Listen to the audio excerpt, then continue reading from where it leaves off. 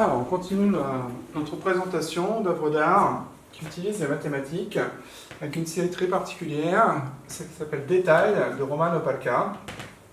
On peut voir ici toute une succession de nombres, nombres entiers consécutifs écrits sur sur une toile noire. Donc Roman Opalka était un artiste qui est né en France, mais d'origine polonaise.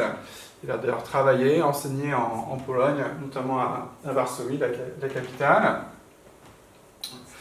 Donc en 1965, en attendant sa femme dans un café, il a l'idée de matérialiser le temps par des œuvres.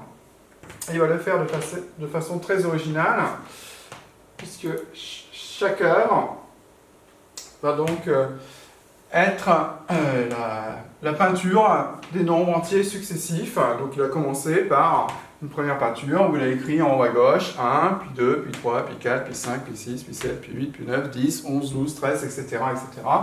jusqu'à remplir la toile. Et une fois que la toile est remplie, il continue avec une nouvelle toile. Et comme ça, un procédé, on va dire, à l'infini. Donc jusqu'à sa disparition, il va continuer d'écrire les chiffres en blanc sur les chiffres et les nombres. Les chiffres qui sont utilisés donc pour écrire les nombres sur ces toiles. Ça, à la fois, ça marque donc l'évolution dans le temps. Là. Pour compléter son travail, à la fin de chaque journée de travail, il réalise des autoportraits photographiques.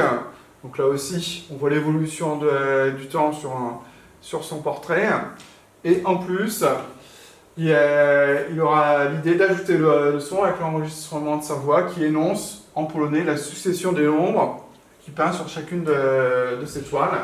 Même lorsqu'il part en voyage, il continue d'une autre façon sur des feuilles de papier, ce qu'il va appeler ses cartes de voyage, à reproduire les nombres successifs à l'infini.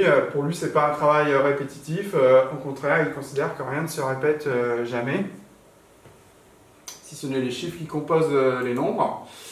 Arrivé au nombre 1 million, en 1912, il décide de faire évoluer son travail. Au lieu de continuer de peindre uniquement sur des toiles à fond noir, il va à chaque fois rajouter 1% de blanc dans la peinture, servant en fond. Donc ces toiles vont devenir de plus en plus blanches, mais on va quand même pouvoir conserver la lecture des noms qu'il écrit, malgré le blanchissement de ses œuvres. Donc, à sa mort, il aura réalisé 233 tableaux, et le dernier nombre qu'il aura écrit est 5 607 249. Voilà, on voit ici quelques-uns des autoportraits qu'il a fait, l'évolution au fil du temps et au fil de la réalisation de son œuvre.